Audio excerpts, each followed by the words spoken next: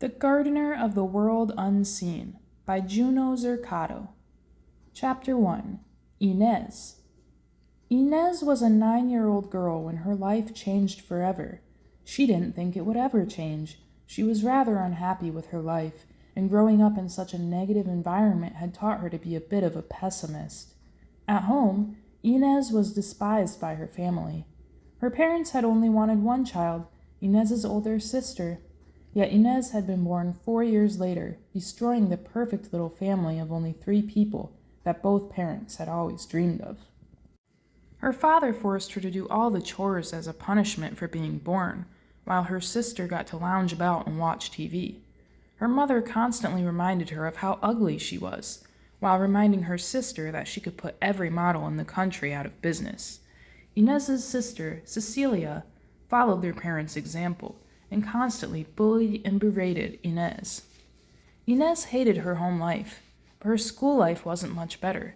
Inez was freakishly tall for a 9-year-old girl, taller than her own principal. Wherever she went, people stared at her in awe, and she wished more than anything she could just disappear. Unfortunately, that was hard for a giant girl with flaming red curls and bright freckles. Her classmates laughed at the way she looked, and she had no friends.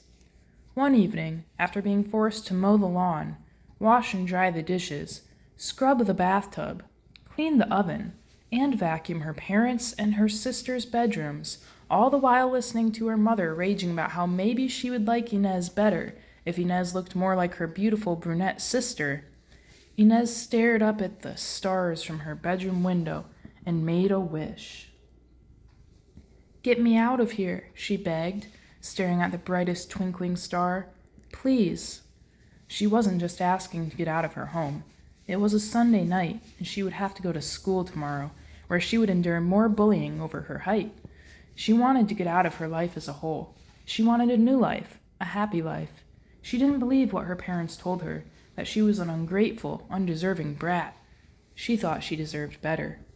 Despite the wish she'd made, her hopes were not very high as she closed her eyes and went to sleep. She wasn't sure she believed in the power of wishing stars. Her dreams were memories of all the teasing and scorn she received each day, and tears leaked from her eyes as she slept. Chapter 2. The Changes. The next morning, Inez woke up with a sigh.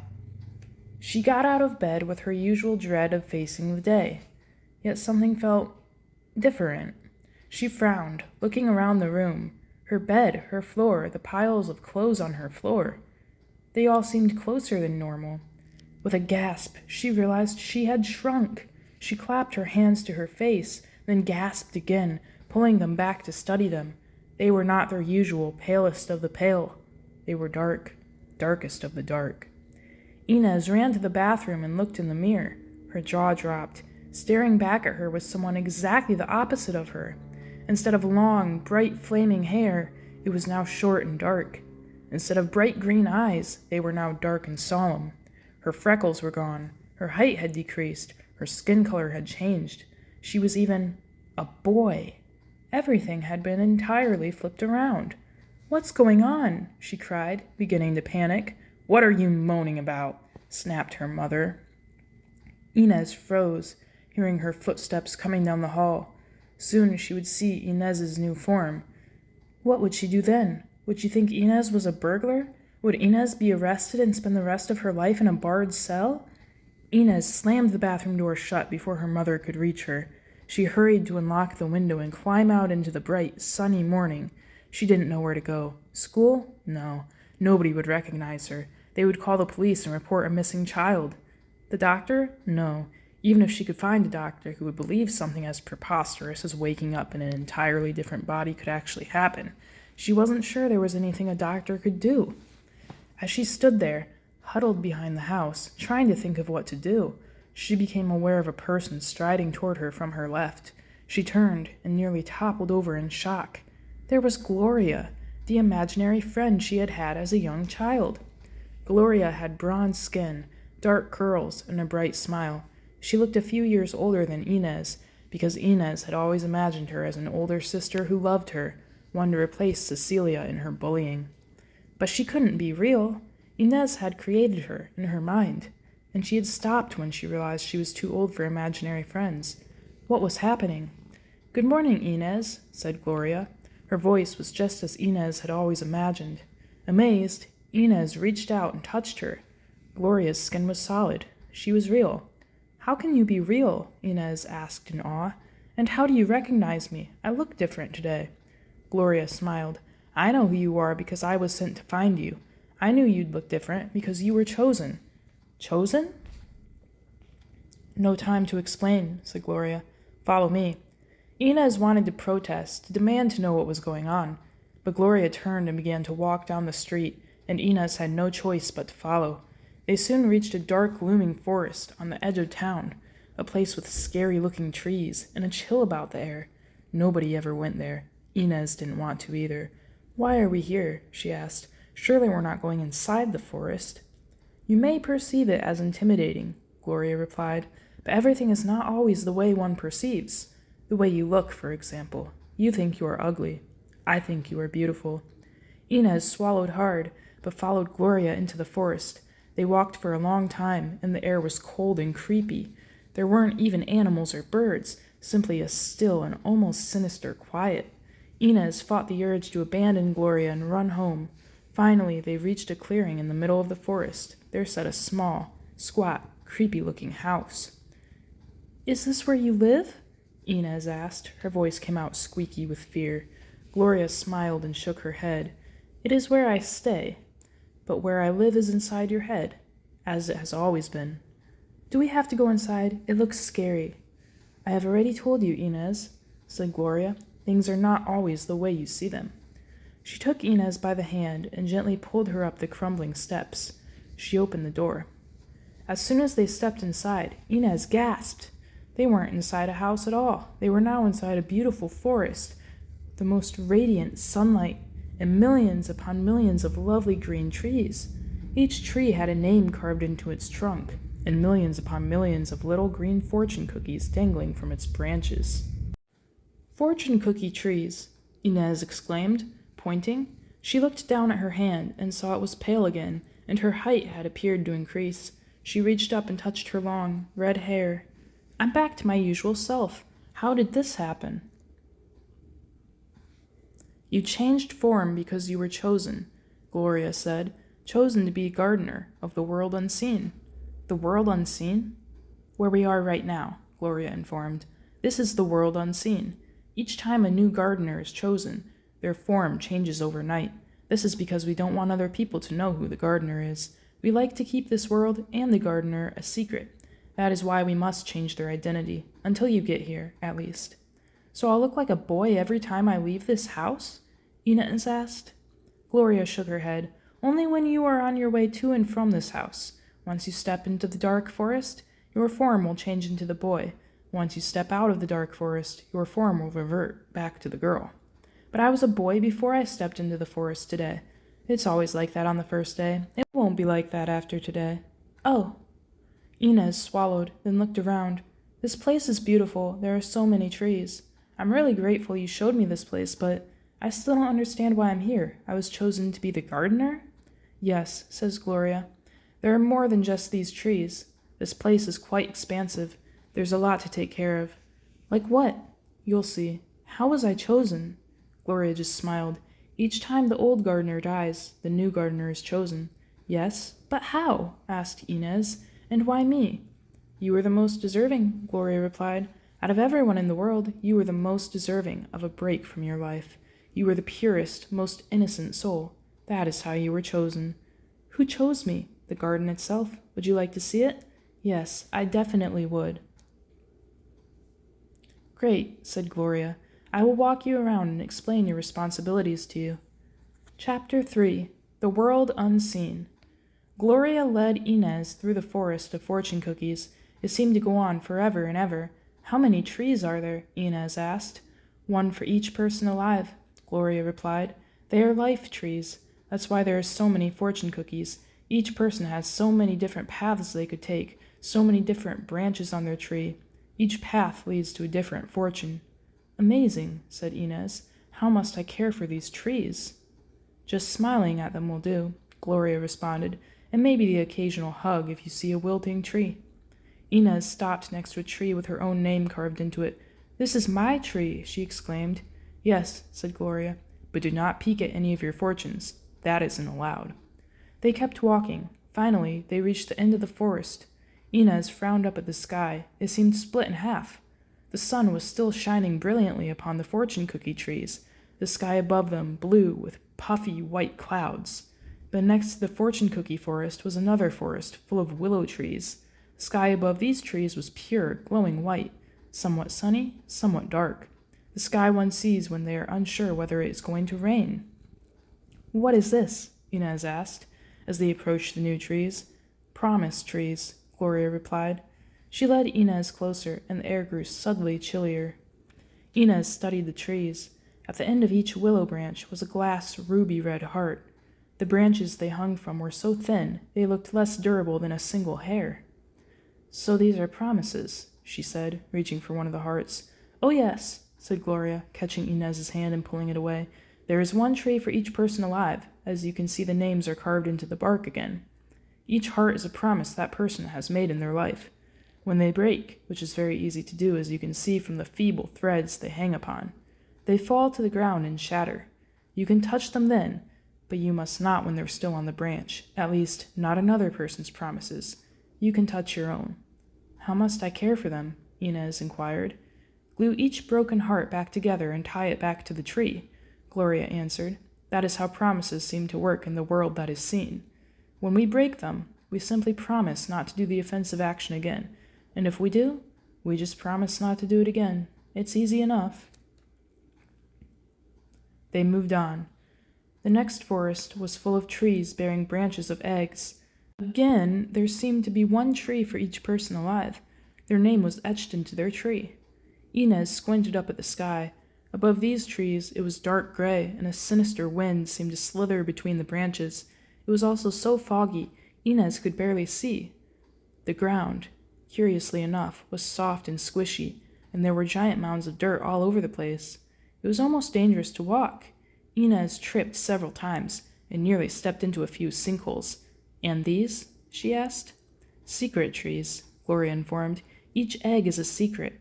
When they fall to the ground and break, that means the secret has been exposed." "How must I care for them?" Inez prompted. "It is easy enough," Gloria replied. "Simply bury all the fallen secrets in a new hole each day. That is how secrets seem to work in the world that is seen. When they are exposed, we cover them up with more secrets." "That's a lot of holes to dig," Inez said, frowning. "No wonder the ground is so hazardous here. It's like walking through a minefield." They moved on to the next part of the world unseen. Gone were the trees, replaced by a vast stretch of dirt piled with broken junk.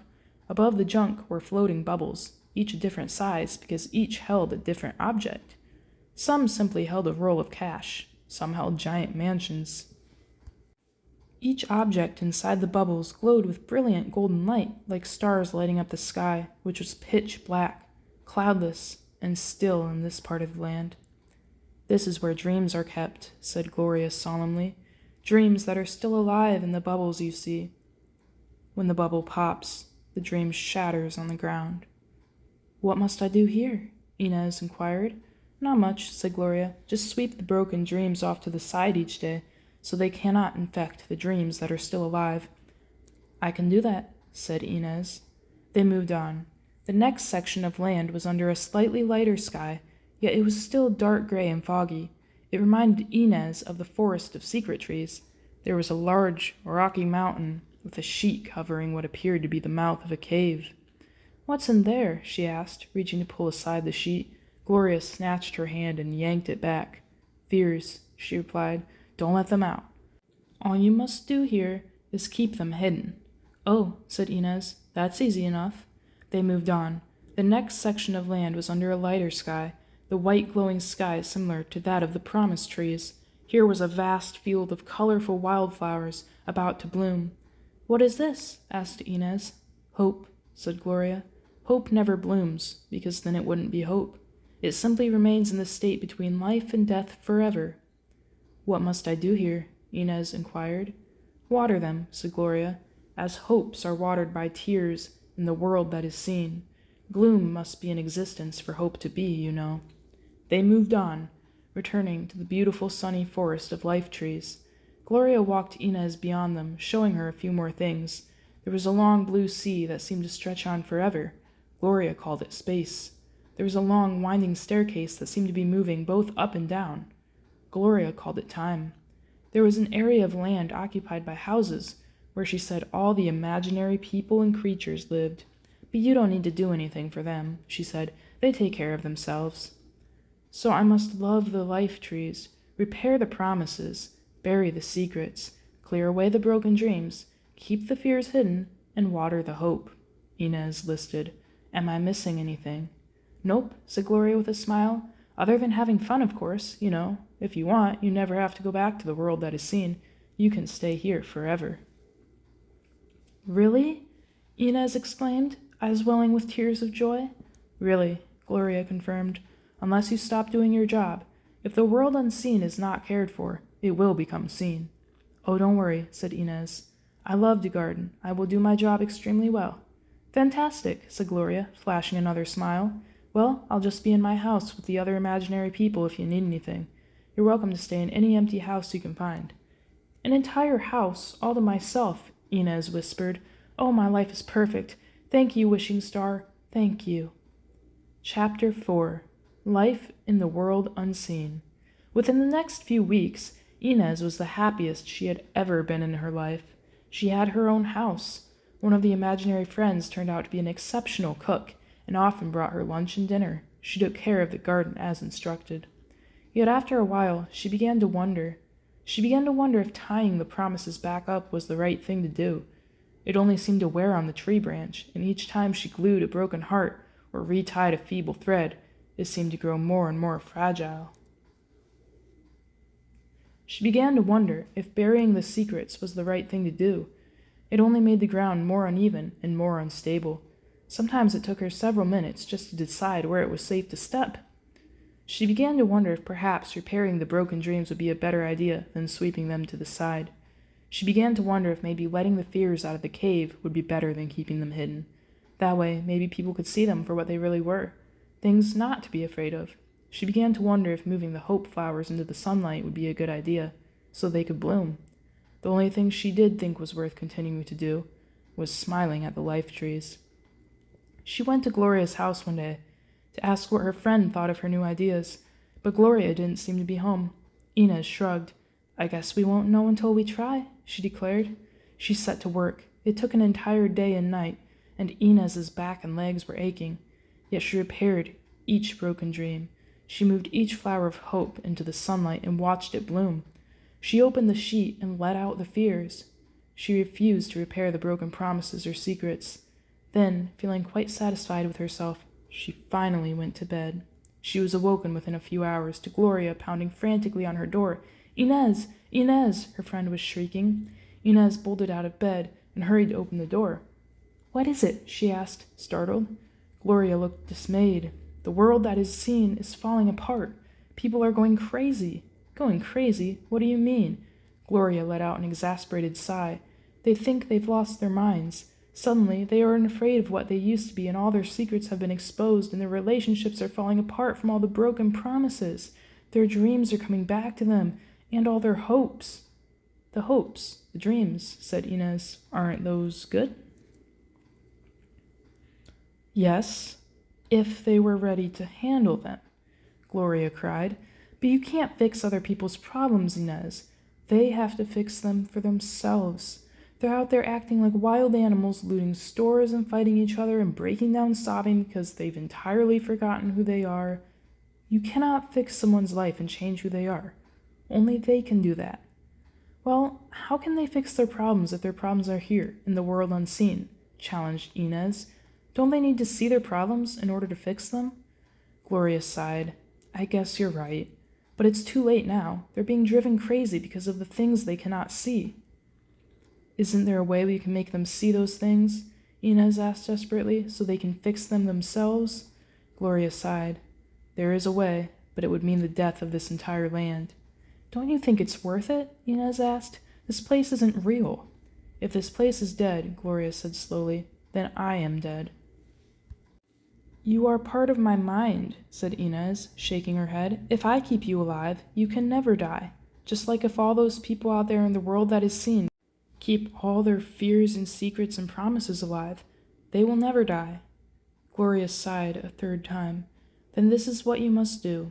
She leaned forward and whispered the solution into Inez's ear, then pulled away. But you must act fast, she warned, before they destroy themselves. Inez hurried to do what she was told. She ran through the forest of the fortune cookie trees until she reached the door that would lead back to the house. She paused, her hand on the doorknob, and turned back around. There stood Gloria, who had followed her, watching with a sad smile. Don't worry, Gloria, she assured. You are the only friend I had my entire childhood. Of course you will still exist after I destroy this place. You are my memory. But what if you forget me? Whispered Gloria, lips twitching. I won't, said Inez. I promise. Gloria cringed. You know how dangerous it can be to make promises. Oh, right, said Inez. Well, even if I do forget you, you'll still exist, because you exist now, which means you exist forever. She gave Gloria one last hug, and Gloria returned it. Then she turned, opened the door to the world that is seen, and stepped outside. She didn't close the door behind her. Instead, she walked around the edge of the house, now taking the form of the dark-skinned boy she had been the day Gloria had come for her, and opened each window of the house. Out the windows, flew little red glass hearts, little eggs, fears and dreams and hopes. They each disappeared with a pop as they met the outside world. Finally, when the last object had fled the house, Inez knew the imaginary people would want to stay inside. Inez burned the house down. As it burned, her body returned to its natural state.